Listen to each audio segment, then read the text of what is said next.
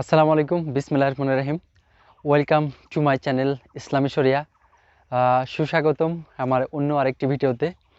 তো আশা করি সবাই ভালো আছেন। তো আজকে একটি গুরুত্বপূর্ণ বিষয় নিয়ে কথা বলতে আসছি। তো সেই বিষয়টি হচ্ছে পয়লা বৈশাখ। পয়লা বৈশাখ এটি গতকাল আমরা পার করে আসছি, 14 এপ্রিল। তো পয়লা বৈশাখ সম্পর্কে প্রথমে যে কথা বলবো, পয়লা বৈশাখ আমাদের মুসলিমদের জন্য সম্পূর্ণ হারাম হারাম হারাম, কোনোভাবে জায়েজ না। এটা একদম মুসলিমদের জন্য নিষিদ্ধ।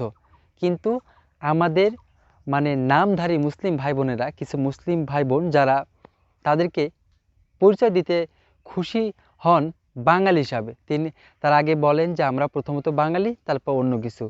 তো এই কথার মাধ্যমে তারা নিজেকে স্মার্ট উপলব্ধি করার প্রকাশভঙ্গি করে। তো একটা কথা বলতে চাই, সেটা হচ্ছে এই যে 14 এপ্রিল যে পয়লা বৈশাখ পালন করলো ওরা, তো মহানবী হজরত মোহাম্মদ সাল্লাল্লাহু আলাইহি সাল্লাম বলে গেছেন যে যারা অন্য ধর্মের কিছু অনুষ্ঠান উদযাপন করলো তারা কিন্তু তাদের অন্তর্ভুক্ত হয়ে গেল, এবং সেই কাল কিয়ামতের দিনে সেই ইহুদি বা যে ধর্মে তারা ফলো করছিল, তাদেরকে অনুসরণ করছিল, তাদের সঙ্গে কিন্তু তাদের বিচার হবে।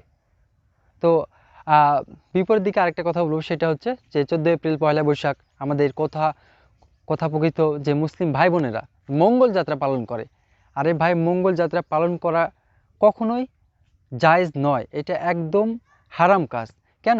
কারণ হচ্ছে আমরা মুসলিমরা যে 5 ওয়াক্ত নামাজ পড়ি, সেই 1400 বছর আগেই আমাদের প্রিয় নবী, আমাদের কলিজার নবী কিন্তু আমাদেরকে কল্যাণের দিকে ডেকে গেছে। কিভাবে? তো আমরা যখন বলি আজানের মাধ্যমে যে হাই আলাস সালা, এটার এটার অর্থ কি? অর্থ হচ্ছে তোমরা নামাজের দিকে এসো। তারপরে যে লাইনটা বলি হাই আলাল ফলা, তোমরা কল্যাণের দিকে আসো। তো ভাই, 1400 বছর আগে কিন্তু আমাদেরকে আমাদের কলিজার নবী, প্রিয় নবী আমাদেরকে কল্যাণের দিকে আসার কথা বলেছেন। তো এই কল্যাণের দিকে হুট করে আসতে মঙ্গল যাত্রা পালন করতে হবে, এটা তো কখনোই একজন মুসলিম হিসাবে কাম্য নয়, এটা মুসলিমদের কোনো কাজ নয়। একটু ভেবে দেখুন, আমরা আমাদের দৈনন্দিন জীবনে এবং আমাদের আখিরাত জীবনে যদি আসলেই কল্যাণ পেতে চাই, তাহলে কিন্তু আমাদেরকে মঙ্গল যাত্রা নয়, আমাদেরকে আজানের মাধ্যমে ডাকা হয়, আমাদেরকে নামাজ প্রতিষ্ঠা করতে হবে, নামাজের দিকে যেতে হবে, ইসলামের দিকে যেতে হবে। এই অন্য ধর্মের যে উদযাপনগুলো আছে, অনুষ্ঠানগুলো আছে, এইগুলোর মধ্যে যাওয়া কখনোই একজন মুসলিম হিসেবে কাম্য নয়। এই যে আপনাদেরকে বললাম যে আপনারা যদি অন্য ধর্মের অনুষ্ঠানগুলো পালন করেন, যেমন পয়লা বৈশাখ, 31st নাইট, অথবা যদি জন্মদিন পালন করেন, তো অন্য ধর্মের যে অনুষ্ঠানগুলো আছে এইগুলো পালন করতেছেন, এইগুলো কিন্তু আপনার যে আখিরাত জীবনে অনেক বিশাল বড় ভয়াবহতা তৈরি করবে। কেন? এটা একটু বোঝার চেষ্টা করুন। কারণ আপনি যার সঙ্গে থাকবেন, যাকে ভালোবাসবেন, যাদের অনুষ্ঠান ফলো করবেন, তাদের সাথে কিন্তু আপনার বিচার হবে। তো এই বিষয় কি আপনার মাথার মধ্যে আছে? অবশ্যই নাই। আপনি হয়তোবা সাময়িক আনন্দ, কিছু অনুষ্ঠান, খুশি উপভোগ করার জন্য, মোহ উপভোগ করার জন্য কিন্তু ওদের সাথে কিন্তু তাল মিলিয়ে যাচ্ছেন, নিজের জীবনকে অতিবাহিত করে দিচ্ছেন।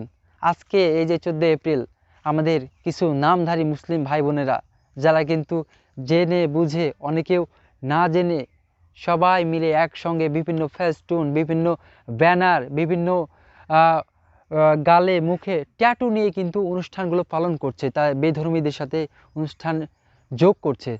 তো এটা কি কখনোই মুসলিম হিসাবে কাম্য? আমাদের মুসলিম হিসাবে কি এটা কি আমাদের সাথে মানায়? কখনোই কি মানায়? আমাদের ইসলাম ধর্মের ট্যাটু একদম হারাম। তো এই যে ট্যাটু করতেছি আমরা পয়লা বৈশাখের দিন, এটা কি এটা মুসলমানের কাজ কখনোই হতে পারে না। আবার যে বিভিন্ন ব্যানার, আবার বিভিন্ন পশু পাখির প্রতিকৃতি নিয়ে উদযাপন করছি পয়লা বৈশাখ, পয়লা ফেব্রুয়ারি, এই বিভিন্ন অনুষ্ঠানগুলো আছে যেগুলো কখনোই আমাদের করা একদম ঠিক নয়।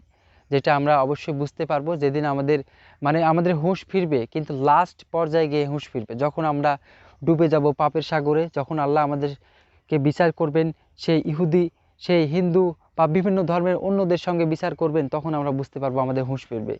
তো বন্ধুগণ, দর্শকগণ, তোমাদেরকে একটাই কথা বলতে চাচ্ছি বারবার, সেটা হচ্ছে প্রিয় নবী হজরত মোহাম্মদ সাল্লাল্লাহু আলাইহি ওয়াসাল্লাম আমাদেরকে তো নিষেধ করছেন, কড়াভাবে নিষেধ করছেন যে তোমরা অন্য ধর্মের অনুষ্ঠানের সাথে নিজেকে বিলিয়ে দিও না, তাদের সঙ্গে বিলিয়ে দিও না, তাদের অনুষ্ঠানগুলো উদযাপন করো না, তাইলে তোমরা তাদের অন্তর্ভুক্ত হয়ে যাবা। এই কথার মাধ্যমে তিনি আমাদেরকে কড়াভাবে হুঁশিয়ারি দিয়ে গেছেন।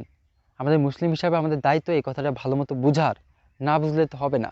তো ইসলামের যে বিধানগুলো আছে সেইগুলো আমরা যদি না পালন করি তাহলে আমরা যে বাস্তবিক জীবনেও কিন্তু উন্নতি করতে পারবো না, আমাদের আখিরাত জীবনেও কিন্তু উন্নতি করতে পারবো না। এটা আমাদেরকে অবশ্যই বুঝতে হবে যে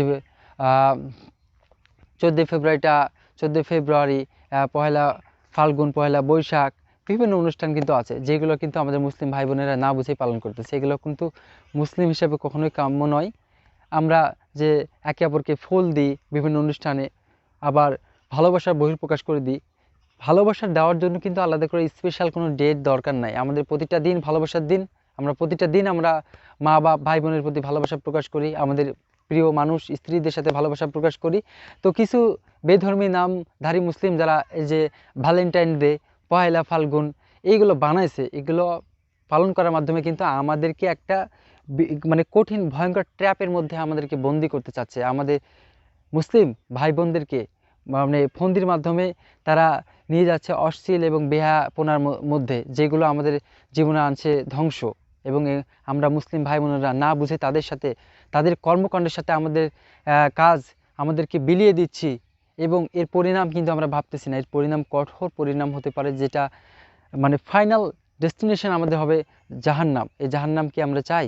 তো সর্বোপরি একটাই কথা বলবো যে আমাদেরকে আল্লাহ বুঝার তৌফিক দিক, এবং যে বেধর্মীদের অনুষ্ঠান আছে সেগুলো আমরা কখনোই পালন করতে যাব না। এগুলো ইসলামে একদম নিষিদ্ধ। আমি আর বেশি কথা বলতে চাচ্ছি না, ইসলাম ভাই বোনদেরকে সতর্ক করে দিয়ে গেলাম। সবাই ভালো থাকবেন, সুস্থ থাকবেন, এটাই আশা রাখি। এবং আমাদের চ্যানেলের সঙ্গে থাকুন, এবং ভালো লাগলে অবশ্যই কমেন্ট, লাইক এবং সাবস্ক্রাইব করবেন। আসসালামু আলাইকুম।